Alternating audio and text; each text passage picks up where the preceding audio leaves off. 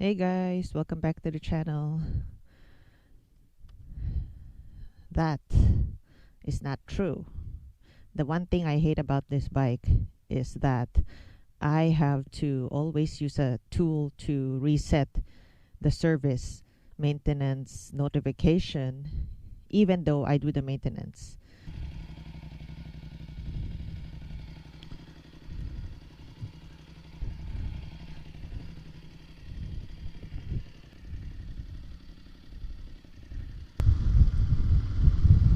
Ooh, it's cold. It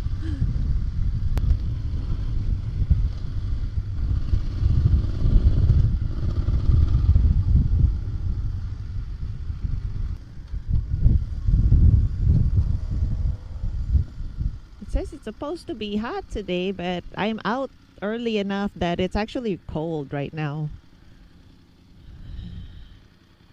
And I wanted to do a short motovlog on this bike. This is a 2019 F750 GS. This has been my trusty commuter since end of 2018 is when I bought this bike, and I've been using it as a commuter, and it's been really good to me. Very easy to maintain, and throughout the years that I've had this bike, I've met other GS owners, and other people try to convince me to get a bigger bike like the 1250.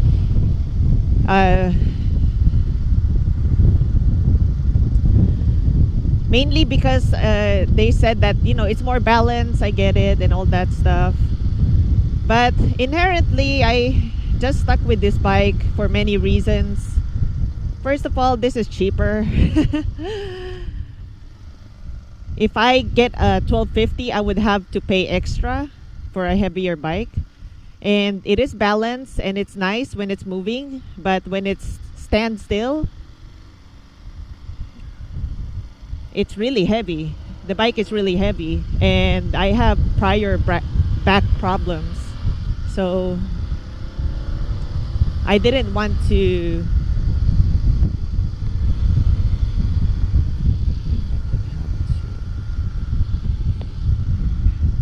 I have prior back problems, so I didn't want to exacerbate that by having a very heavy bike to maneuver in the garage, etc. when I'm doing maintenance. This bike is pretty good overall for me. And I'm just the kind of person that don't spend money if I don't need to. And that's exactly the point. Like, I don't need to spend money. And so that's why I don't have to buy another bike. This bike is literally, it rides so smoothly, and I really like commuting with this.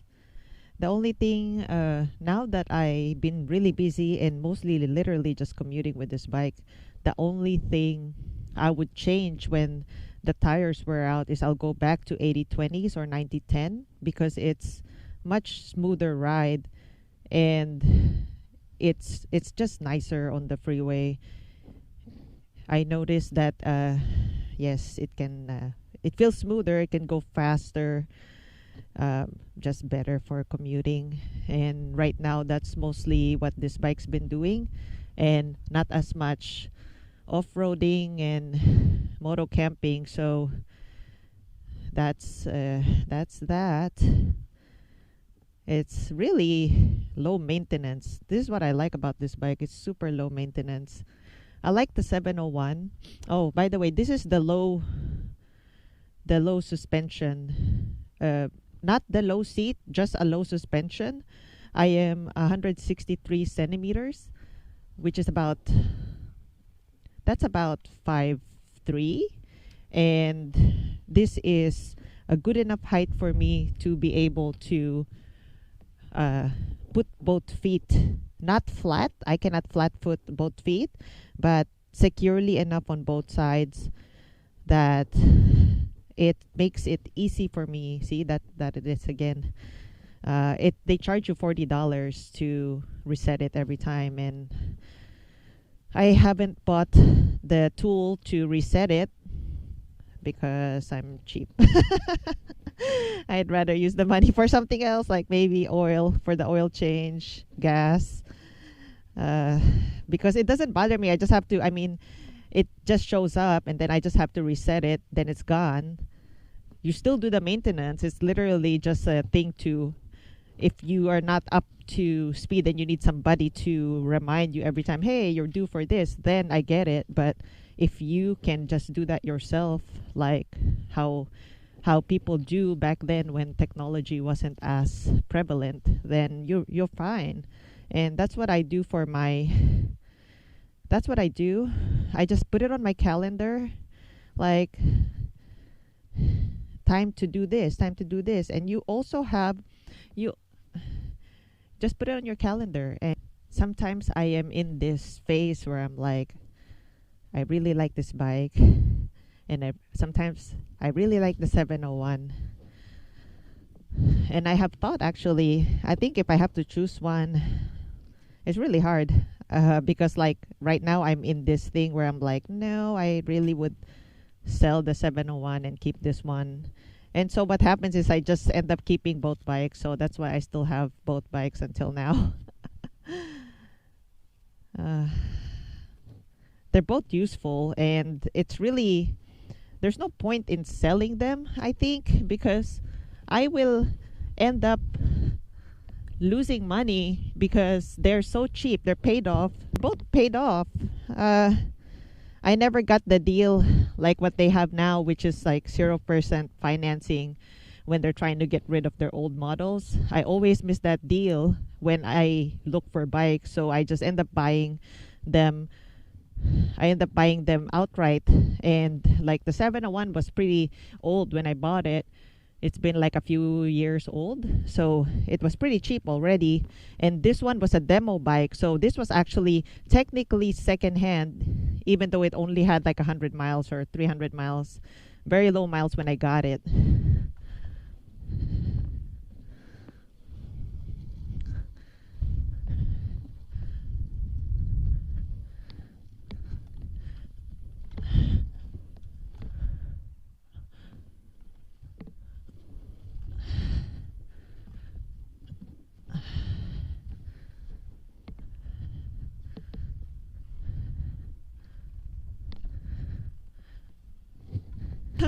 I get a lot of questions of how tall I am. It's really funny. On almost all the videos that I post, which is good. I mean, there's a lot of short riders out there. So maybe I should mention in every video about my height. But anyways, this bike, I really love this bike. I have no regrets other than that stupid thing that keeps popping up because I didn't reset it, because I don't have the software, I don't have the tool to reset the thing. But actually, even now, I haven't used them yet, but there's a place here that works on BMWs. I haven't been there. I haven't tried them. My brother talks good things about them.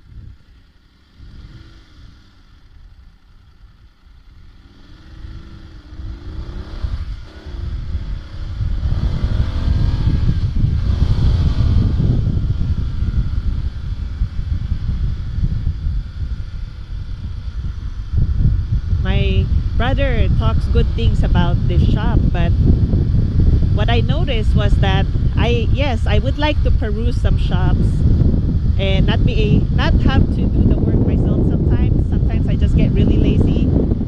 But then I'm even more lazy. I'm so lazy that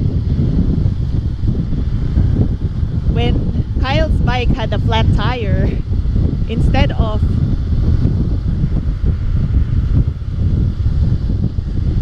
taking it to a shop, I calculated at the time what we are gonna spend to take it there and back, and the money and time is more expensive. So yeah, it was more expensive. So then we end up doing the work ourselves, which is still work, but time and money it was cheaper. So can you believe that? We ended up doing the work ourselves because we're so cheap. In time, I meant, not just in money. But the funny thing is with that video, if you guys saw it, so it's the video where we had the bead seater air compressor thing that we got from Amazon, and that bead seater is so cheap. I think, I can't remember the exact price, so don't quote me on this. It's around maybe 80 bucks, more or less, including tax. And if you guys are interested in the tools and stuff that I use, it's all in my website. So just check it out in the description below under the gear I use. And anyways, before I further get far away from the point, the tire shop is gonna charge us over 100 bucks per tire for the flat tire, and even more money if we bring the bike there and they take the tires off. So yeah, it was not worth it because of that. I just figured, no, that's too expensive at that point. It's cheaper to just buy. It's cheaper, you know, to just buy it yourself and do it yourself. And considering we don't live close to that place, I wanted to give you guys an update. I've been doing a lot of motovlog by myself and not really going anywhere because we've been busy, but also Kyle broke his foot. So he can't ride right now. I know, I'm laughing about it. He's fine, but he's missing riding. He's so busy at work that on the weekends he's like, he wanted to go ride, and then he fell in the attic and broke his foot. So he's in a cast, not a cast, but a foot, like a boot. It's just like a splint boot, and he's on that thing for a month and a half, which, you know, better than being in a cast. I've been in a cast. I'm so sick of being in a cast. I don't want to be in a cast anymore.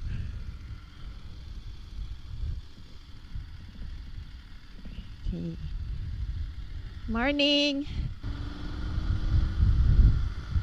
So if you guys are in between or thinking about getting an overall bike and you don't want the 1300, which is the new one now they're coming out with a 1300, or they came out already. I did just see that at the dealership. They came out with the 1300 already. And if you're not into that, then I would suggest the 750. If they still have the 750, maybe it's just the 800 now or 900.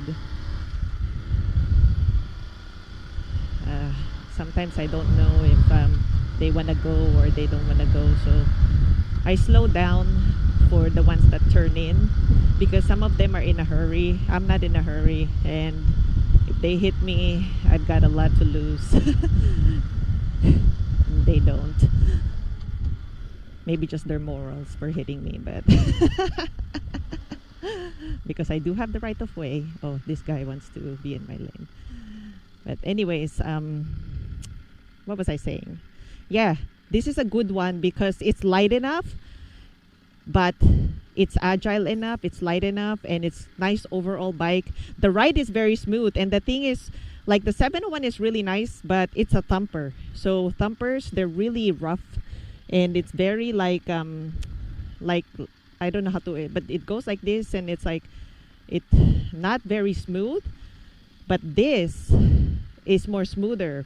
I also noticed, so we have the tires that we're using in this bike is the Moto Z's, the 5050.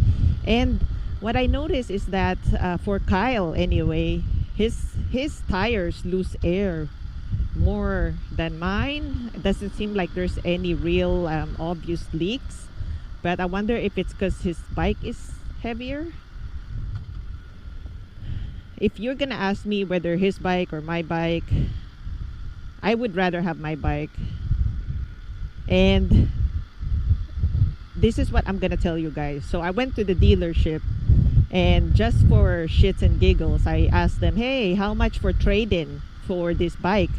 So my bike is a 2019 F750 GS. Kyle's bike is a 2019 F850 GSA. And the trade-in for both bikes is the same price. So you're gonna give us $8,000 trade-in. his bike is a GSA, which when you buy it brand new, when he bought it, it was 21,000 plus, something like that. It's over $21,000. And he was lucky. He got the 0% financing. So really, there was no down and there's no interest, which was great. They were putting all these deals and sales because they're trying to get rid of their old inventory.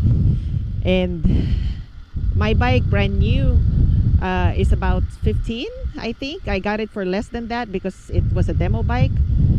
So why is the trade-in the same? That doesn't seem fair to me. That doesn't seem fair that our trade-in is the same. His bike is more expensive. His bike even has less miles. Way less miles than mine. Because I ride more than him. Because he's got a truck. This is my main transportation. So, in terms of thinking of the resale, I always think about resale. When I buy something, I think of resale, house, cars, whatever. I always think, how much can I sell this back in the market?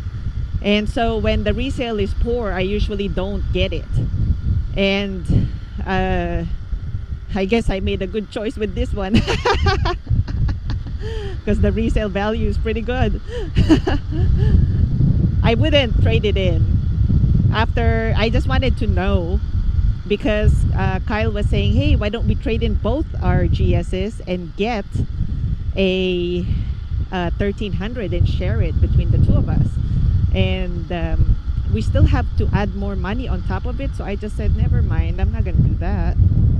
And new bikes means insurance and registration is more expensive, so I don't want to do that either. It's just more cost for something I don't really need. Basically paying for more of what I don't need, which I don't like to do.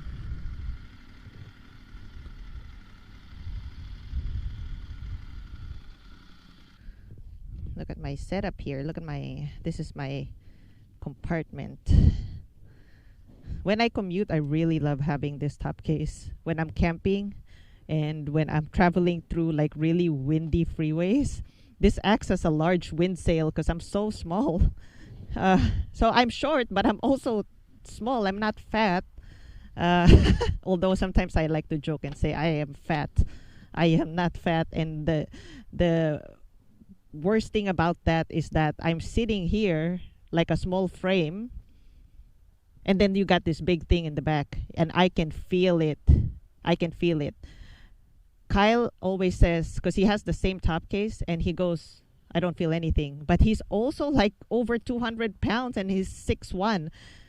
So weight difference, really, you know, you can feel it. And if some short person, petite person said she don't feel damn thing, they're lying. Or she, I don't want to be genderist, but you know, they're lying, because I can feel it. Or maybe I'm just more in tune with my body, who knows. But anyways, one thing I wish I have was some hard cases, because in the city I feel weird using my soft case, because when I used to go to the gym before COVID, somebody opened them, and good thing there wasn't anything inside, so they just left it partially open. But you can see how it's easier to tamper with, and it's nice to have a top case, or like a hard case, because of that. So yeah, for those in the same situation as me, who, you know, just want something easy for commuting, don't have to think about it, cheap. You know, the thing is, like, we're talking about the BMW F750 GS. There's cheaper bikes out there with the same comparable, pretty comparable to this one. But if you are looking to get the F750 GS versus an 850 versus a 1300, then this is actually a really nice option. And it's really easy to work with, really easy to maintain, as you've seen in my DIY videos. So I would encourage you to get it. And one of the viewers was installing a crash bar on his bike, and he was about to give up. And I was telling him, don't give up. Oh my God, it's so easy. Sometimes it's just like kind of finicky, because So he has the Hepco and Becker, which honestly, it's not as good as the Touratech. So this Touratech was easier to install because the shape is perfect, like very, very precise to the shape of the bike. The Hepco and Becker, I honestly had to manhandle it in a way, like, you know, use force, because it isn't as precise fitting as this one. And that's basically what you get when you get items that are cheaper. Hepco and Becker is way cheaper than Touratech, but you get what you pay for. And by the way, it works. I mean, I fell off-roading on the Hepco and Becker, and it saved my bike. So yeah, it works. And that's, you know, I never replaced this and this because I figured if I fell again off-roading, it's gonna get the same scratches. But the crash guard, I had to replace it because it was bent. So I was thinking next time it falls over, it's probably not gonna protect the bike, because kind of a one-time deal in that event specifically. So I did that. Same thing goes for the fog lights here, or the spotlights. These are cheap auxiliary lights that I got from Amazon, and they work fine. They work just fine. But if you want something pricey like clear waters and stuff like that, it probably works better. I have nothing to compare to. I've never had those lights. So you're welcome to try those. I like to try cheap things first and see. Same thing with Hepco and Becker. I tried it first. It's cheaper. And then I crash, and then I change it to Touratech. And this thing has been working for me. If it fails, I'm going to go with Clearwater or something with a brand, I guess, to see what the difference is. But I usually like to try with no-name brands first, because sometimes they work just fine. And a lot of my things here are basically no-name brands. You know, like a switch here, no-name brand switch that turns them on, turn on and off. And for the exhaust, that's Remus. I don't like no-name brands when it comes to engine components, because if they're not made correctly, it can ruin the bike even faster. So I just kind of stick to something more tried and tested in that sense. I didn't really do much modifications to this bike. The only thing is protection, because let's face it, I tend to drop bikes a lot. Sometimes I forgot to put the kickstand down. I'm tired.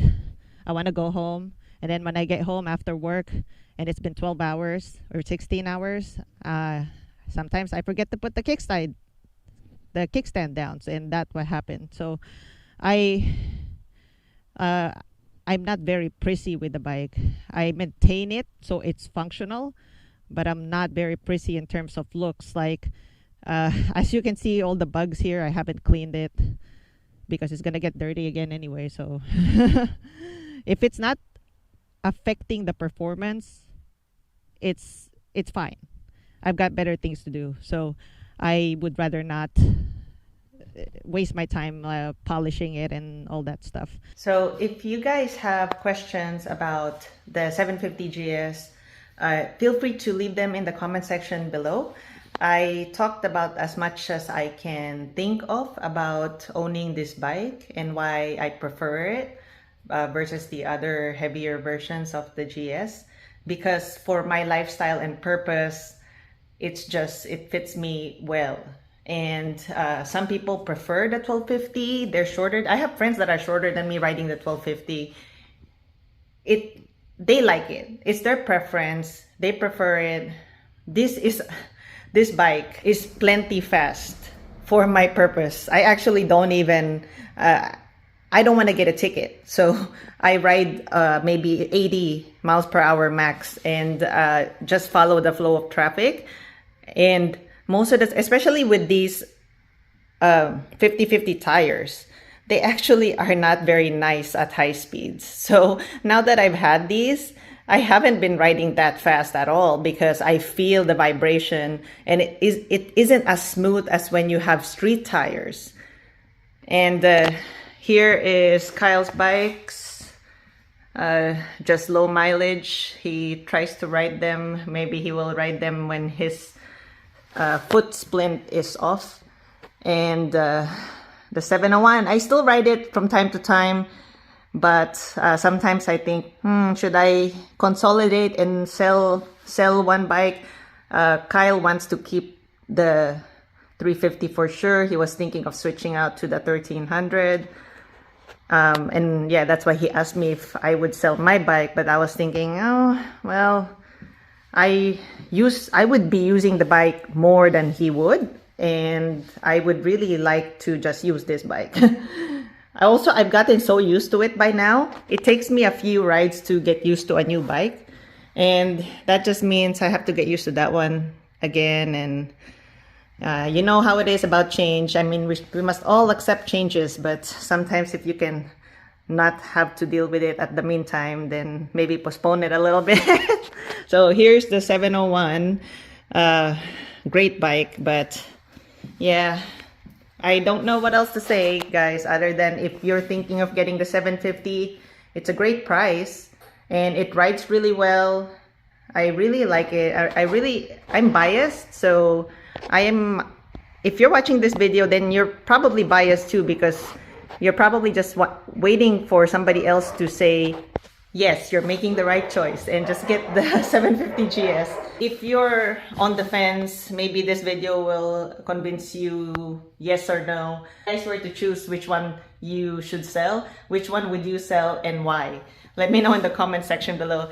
And lastly, before I forget, I just wanted to let you guys know, for the ones that's never seen my website, that website, I originally started it as a finance website, like personal finance and investing, because that's something that I love doing other than motorcycles.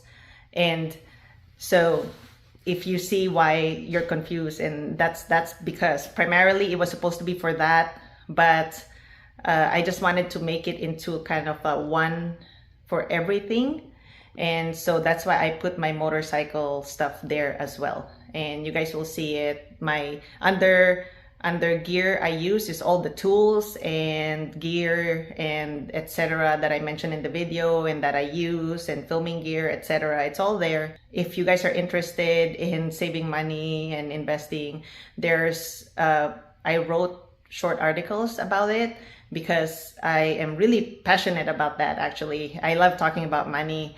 Not because I'm money hungry or anything, but being able to be smart about it is what allows me to cut my work hours short and have more of my personal time to myself, instead of having to just be a slave to the company and working and not have a say on when to take the time off.